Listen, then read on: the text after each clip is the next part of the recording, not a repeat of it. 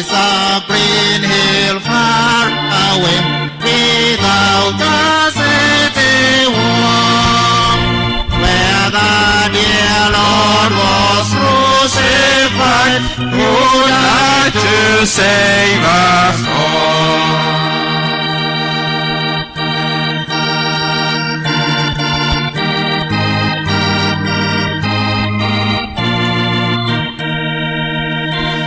We may not know, we cannot tell what pains he had to bear, but we believe it was for us he hung and suffered there.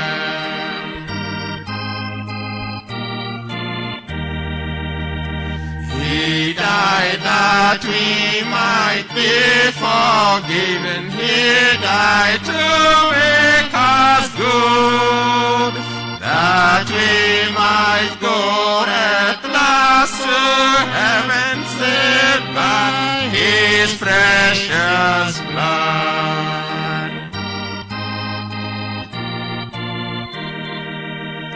There was no other good enough to pay the price of sin. He only could unlock the gate of heaven and let us in.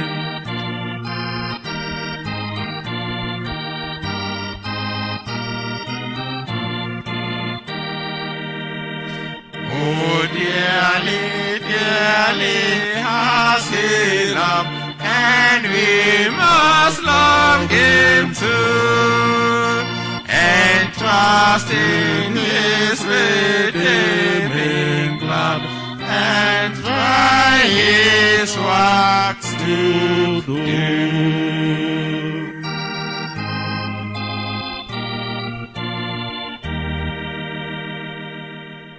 Everlasting Father, we thank you very much for your dear love.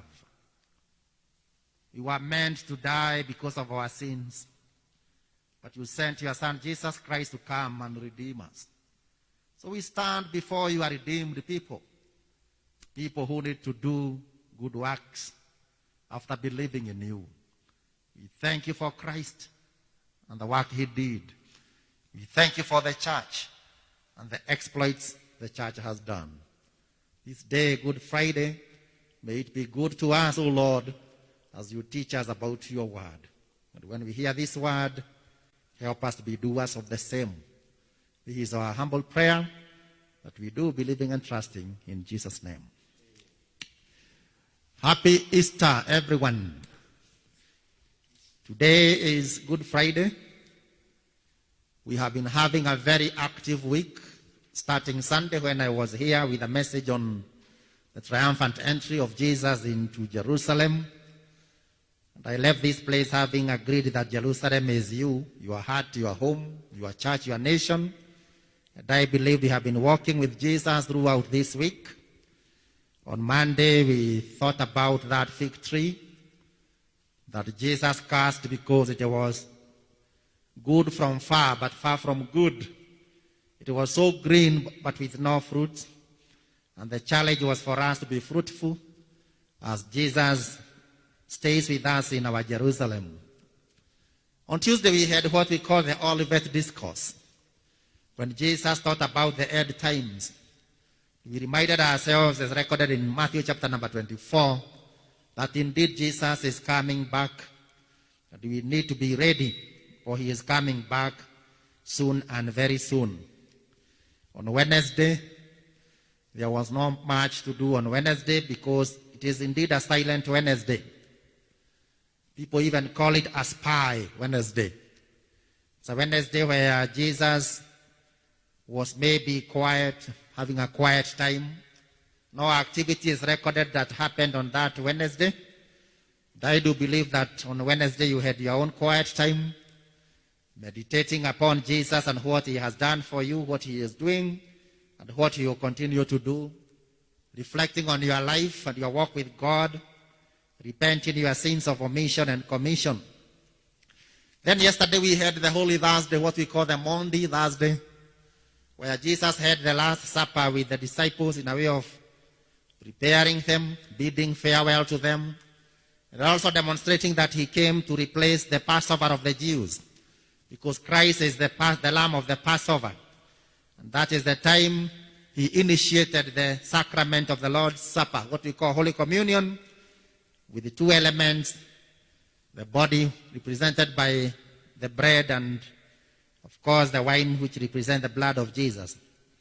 So throughout from yesterday evening to today, Jesus is agonizing. And from noon to 3 p.m., he will be on the cross, forsaken by God. And that is the time when he talked about these words that the evangelist was talking about, and it is my sermon this morning, the 7 words of the cross. The 7 words of the cross is the sermon statement for Friday. It's usually the theme that is very common. Today, if you watch sermons, 90% of them will be about these 7 words of the cross, because they summarize all what happened on Friday as Jesus was agonizing for us so that we may be friends with God again. Of course, 7 is a very prophetic word. The number 7 stands for completeness. Then when we come to the issue of the cross, Jesus put meaning to the cross.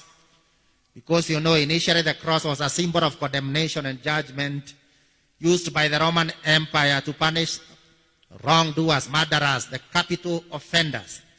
Murderers and treason people were supposed to be, and thieves were supposed to be crucified on the cross. So Jesus came to bring new meaning to the cross. Today, if I brandish my cross, it doesn't judge you. It's a symbol of sympathy. It's a symbol of salvation. So what we are saying with these 7 words is that when we believe them, we can receive total redemption. We can be blessed completely when we meditate about these 7 words. The first word was forgive them, for they know not what they do. Forgive them, for they know not what they do. From that scripture that was read to us from Luke 23, that verse is in verse 34. Verse 34, Jesus Christ is looking down from the cross after he was crucified, and he saw soldiers there who mocked him, who are beating him and torturing him and casting dice so that they can share his clothes. He also remembered the Sanhedrin court that judged him, and even Herod, plus Pontius Pilate, who listened to people more than God or his wife, and decided to crucify Jesus Christ. He thought of his disciples, some of whom deserted him. You remember Peter denied Jesus. We had Judas Iscariot who betrayed Jesus. So Jesus is remembering such people. What about the crowd that shouted in 2 different ways? A choir that changed the tune within a week. The choir that on Sunday, during Palm Sunday, said, Hosanna, Hosanna, save us now. On Friday, they are now saying, we want Barabbas, crucify Jesus. This choir that changed the tune on Friday are being remembered by Jesus on the cross. He also probably thought about us as Christians of today, who daily forget God and ignore his commandments, who daily take Jesus back to the cross by our words and actions, who daily ignore the power of salvation. Some of us have rejected Christ. The word of God has been preached for so many years, over 2,000 years. Today you hear the word of God, you ignore it. We make the word of God an entertainment. We don't make diligent use of the means of grace as Christians. We don't read the word of God as we ought. We don't pray. We don't have a burden for the lost. We don't support God's work. These are the people that Jesus is thinking about in this word. And he is telling God, oh, do not consume them. Do not destroy them. Forgive them, for they know not what they do. This is a profound teaching to all of us this morning, that we need to receive this forgiveness of Jesus Christ. Why should you live in guilt when Jesus Christ forgave our sins? He also teaches us to forgive other people. Jesus talked about forgiving other people 70 times, 7 times. Those are 490 times. And I'm sure it is not easy for you to keep a record of forgiveness. that you have forgiven your spouse or your enemy or your neighbor or your brother, your sister, 490 times, you get tired. And definitely 70 times 7, when you look at those sevens, they also represent completeness. So we are supposed to forgive people completely. People who offended you, people who caused you pain and wounds, people who probably have not paid your debts, people who have stolen your money, your shares, your land, people who hate you. You are supposed to forgive them. When we don't forgive our enemies, we become proud people. People who are sitting on the cross, on top of the cross. But we are supposed to be beneath the cross of Jesus. We are supposed to be down at the cross of Jesus. And that is where the blood of Jesus can flow.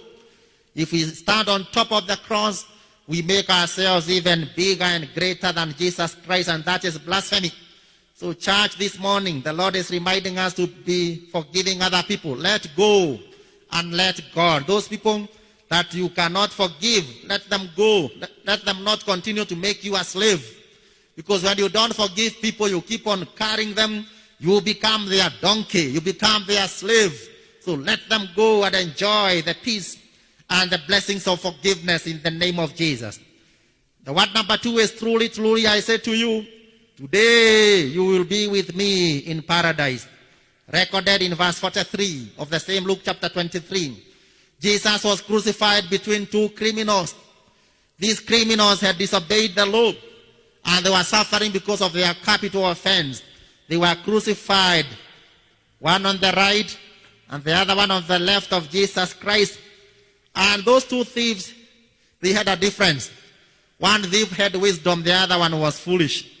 The one who had wisdom, who didn't have wisdom, started mocking Jesus Christ, telling Christ to save them and save himself from the cross. But the other thief on the right turns to Jesus and prays, "Oh, Jesus Christ, remember me when you come in your kingdom." And Jesus, on the realization of the faith of this repentant sinner, this thief, this condemned person, this person who didn't even have time to attend catechism classes, we don't even know whether he was baptized. This person immediately, instantly, Jesus gives this great promise that today you will be with me in paradise. Church, it is not too late to receive Jesus Christ. People who are not born again, non-believers, the unchurched people. It is not too late to receive Jesus Christ there. Probably you are there sleeping in the hospital in a bed. You are in a deathbed right now, a sick bed right now. Probably you are a thief. You have been stealing other people's things. You are a murderer and a rapist. This morning, Jesus Christ is telling you it is not too late to receive Jesus Christ. My friend, come to Jesus, for he cares for you. It doesn't matter the depth of your sins. It doesn't matter what you have done. The hands of Jesus are open. Behold, Jesus is making things new. You should not die. Come to Jesus. Run to Jesus when you have the strength before you die in sin and get condemned forever and ever. Be wise like this thief who was so wise, and he got a transformation instantly on the cross by believing in our Lord Jesus Christ. Even if your sin is as red as crimson, Jesus is passing this way this Good Friday, calling upon every non-believer, the condemned sinners, wherever you are, even those in prison.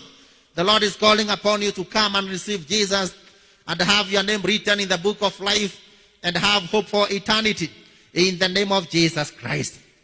What number 3 is, Jesus said to his mother, "Woman, this is your son." Then he said to the disciple, that should be John, "This is your mother." That one is recorded in John chapter 19. John chapter 19, verse 26 to verse 27. This means that many had walked with Jesus all the way along from the miracle at Cana of Galilee to the foot of the cross. And Mary, of course, was full of sorrow in her heart because of seeing her son suffering. You know, mothers feel the pain more. Mothers feel the childbirth pain more than us men. So she was in pain and agony because of seeing her son suffer, being punished and mocked and carrying a big cross and sweating And she could not help it out because she could not have been allowed by the people who were taking Jesus to Golgotha to even support or assist her son. John was also present and on the cross and in the midst of pain and agony and love for family was with Jesus, and he reminded his mother Mary and also talked to John that you need to be together. Church families are united at Calvary. The death of Jesus Christ has no meaning if Christ cannot be made incarnate in our families. We are supposed to be united. Right now there are some people who are planning divorce and separation. People who are full of violence and oppression in marriages. Marriages that are suffering. Families that are in agony. Today Jesus is saying, this Friday, Good Friday, reach out. Reach out to your spouse in the name of Jesus. Reach out to your family members in the name of Jesus.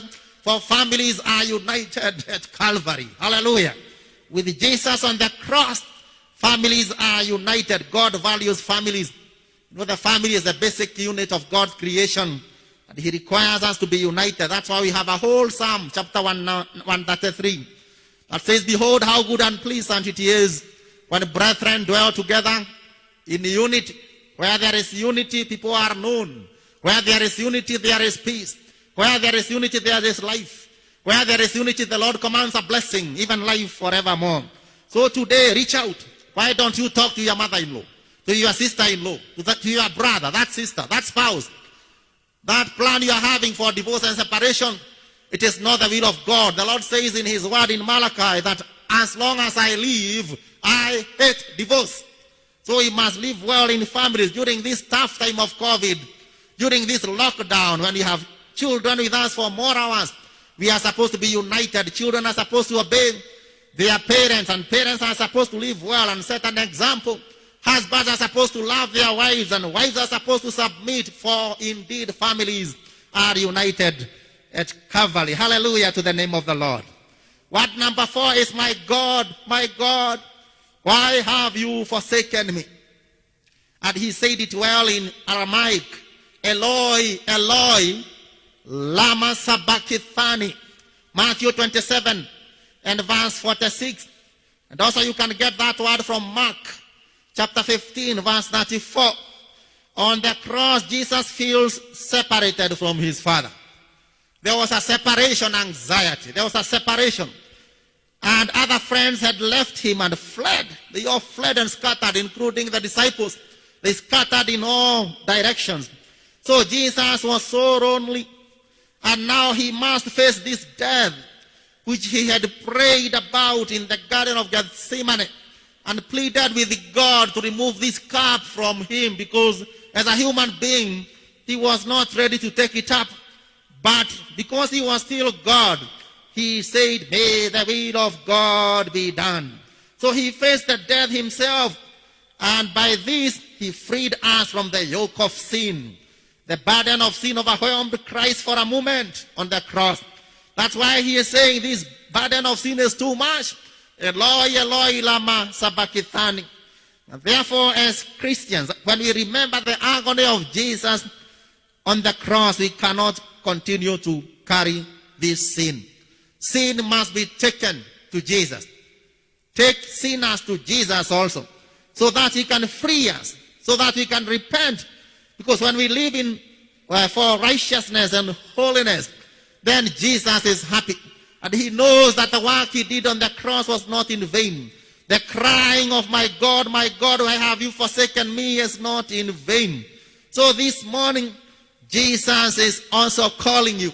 You who are carrying burdens of sin, come to me, all who are weary and heavy laden, and the Lord is going to save you. People carrying burdens of curses, burdens of sin, burdens of stress and depression. Jesus is calling you this morning through this word, that he cried for you. He went through it full blast for you, so that you can receive salvation. May the Lord help us to respond to Jesus Christ, who died for our sins. What about word number 5?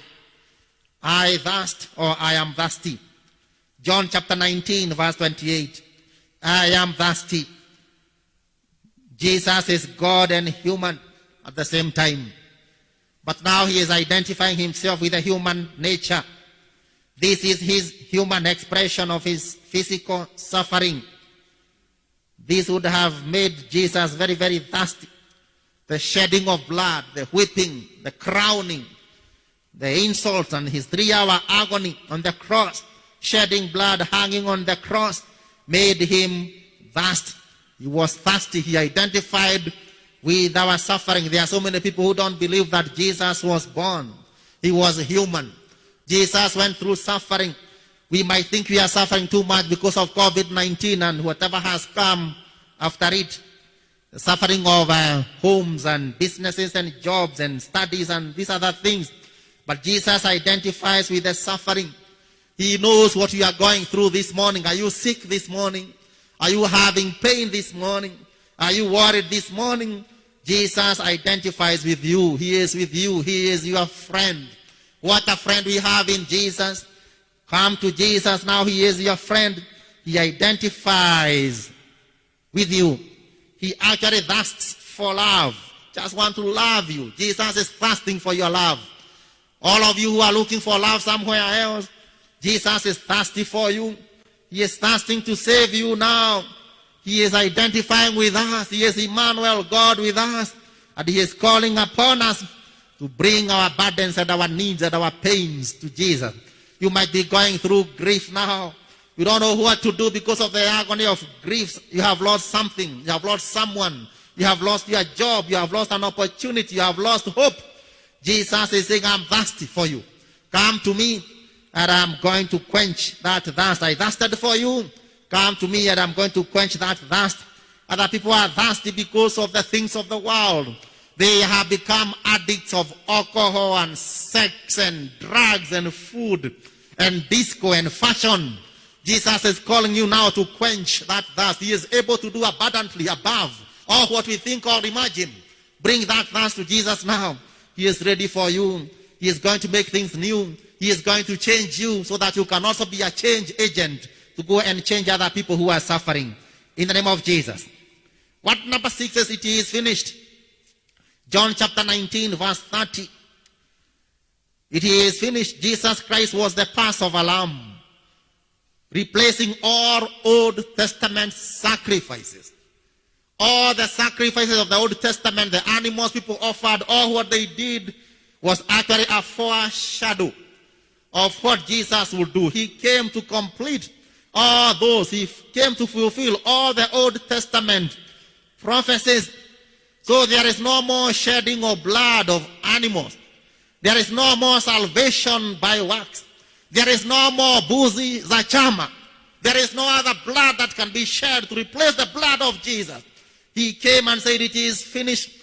No more following of cults and occults and devil worshippers. They have no room in the presence of Jesus. Jesus cannot be compared to any other historical man. He is the only one who came and died and rose again. He is the only one, the Son of God, Emmanuel, Messiah. And on the cross he is saying, it is finished. It is finished. Nothing else can be added to what Jesus did. You cannot add or subtract to what Jesus did. Ours is now to bear that salvation, to continue with the work of the Lord. Did you know even the Holy Spirit who came does not teach anything new? He just reminds us about what Christ taught. Hallelujah.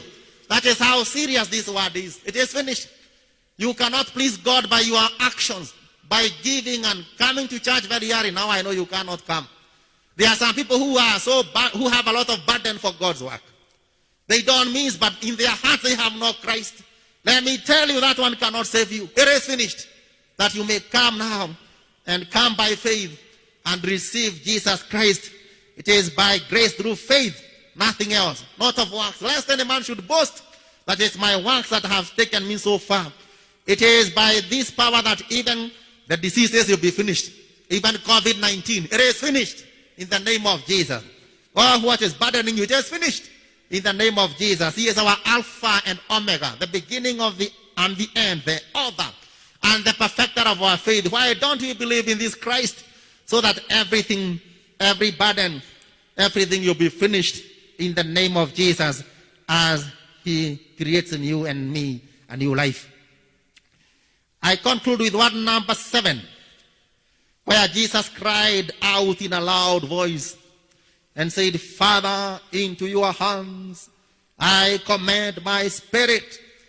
This is Luke chapter number 23 and verse 46. Jesus was handing over results. Hallelujah. Oh, he was handing over deliverables. Alikuwa amefanya kazi yake na kumaliza, sasa alikuwa anapeleka matokeo. Ni kama mwanafunzi wa form 4 ambaye anafanya mtihani akienda kuchukua matokeo.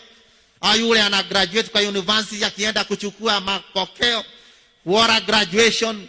When Jesus had done what he had been sent to do, his mission was accomplished for that time. He is telling God now, oh, what you sent me to do here, for those 33 years I have done it. I have finished to heal people, to restore the sight of the blind, to heal the deaf and mute, even to cast out demons and to preach the good news to the poor. I have done it. Though they rejected me in Jerusalem, I did it in other towns, in Capernaum and other areas. I raised Lazarus and the Jairus' daughter. I raised that boy from 9. I cast demons from the demoniac of the Gerasene. I have done my work. I have preached your word. Oh God, receive the result. Jesus was obedient to the Father to the end. He fulfills his own mission, that of his Father, on the cross. So the buck now stops with us as Christians. As we look forward now to the dark Saturday, Holy Saturday, when Jesus tomorrow will descend into hell to go and conquer death.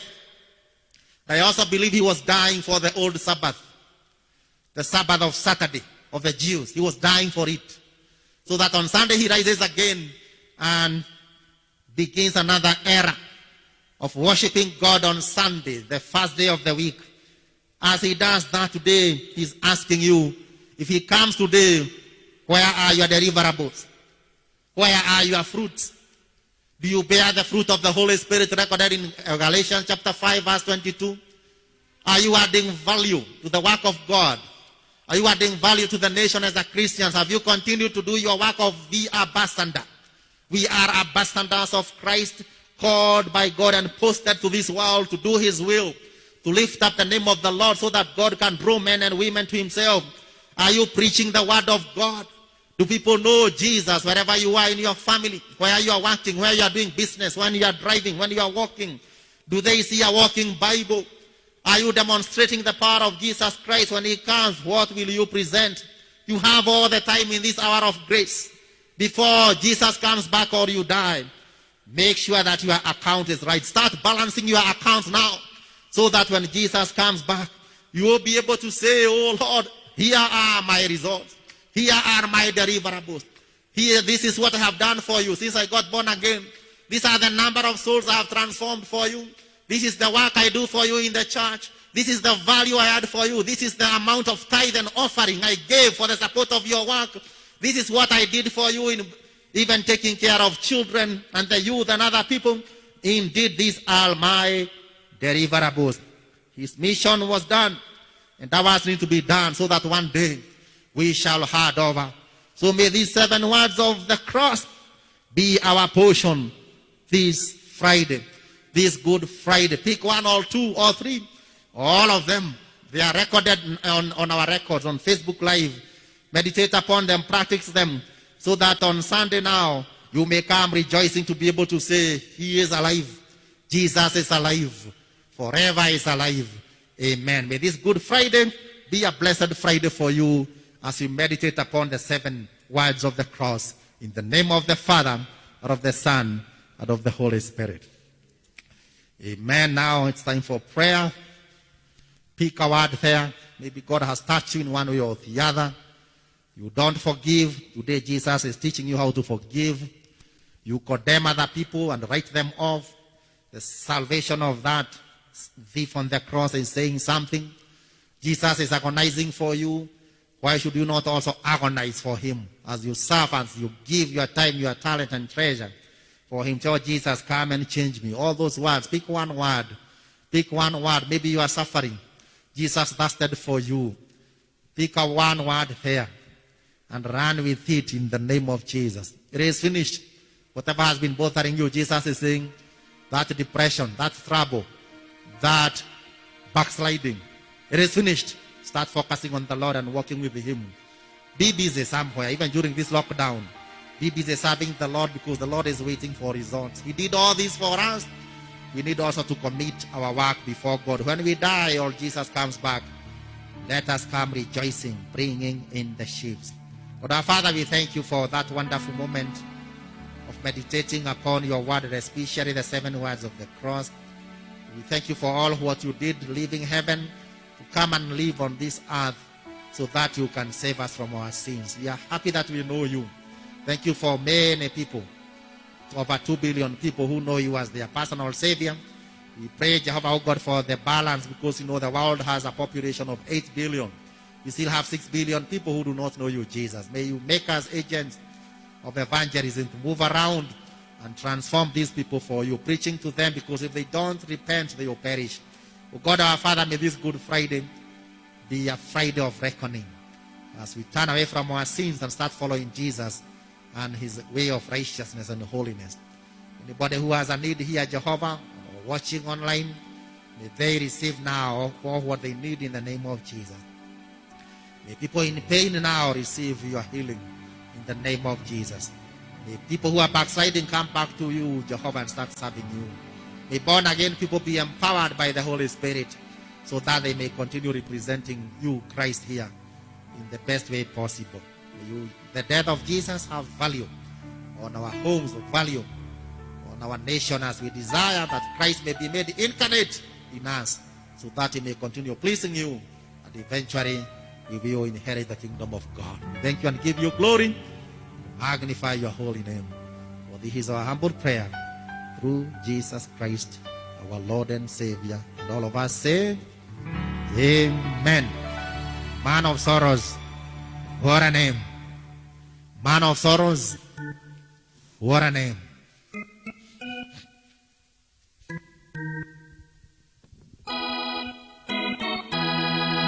Man of sorrows, what a name. Man of sorrows.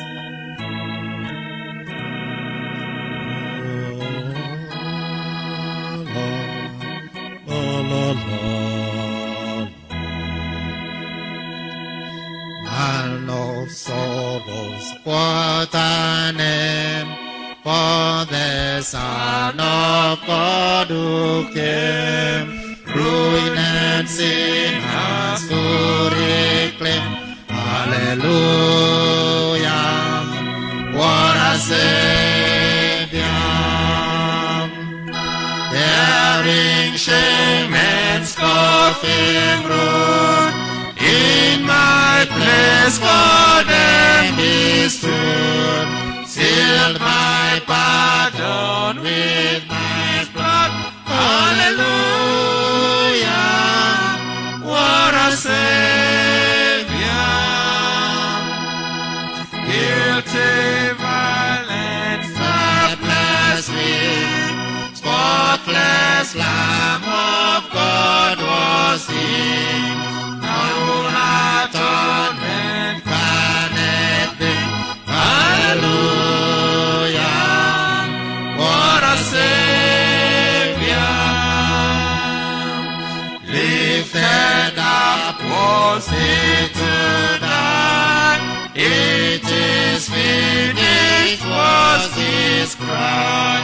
Now in heaven exalted, hallelujah,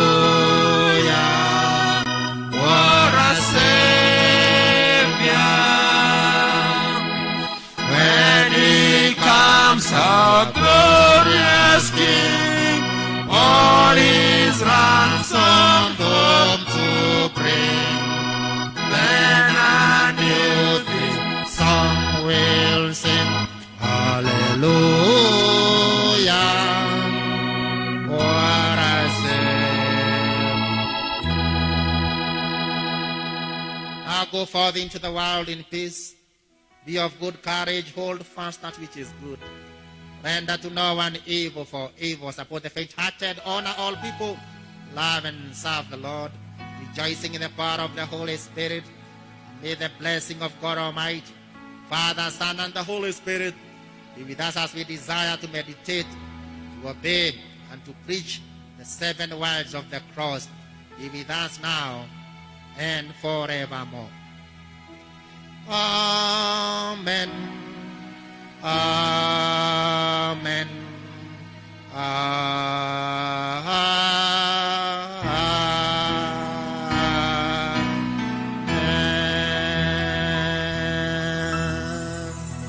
Do have a blessed Easter. Tomorrow you think, have a quiet time with our families, meditating upon Jesus and the way he conquered death, so that the dying things may be resurrected. On Sunday we come here, few of us as others watch online, as we rejoice because of the hope of resurrection, the essence of the gospel that we preach. God bless you. God bless you.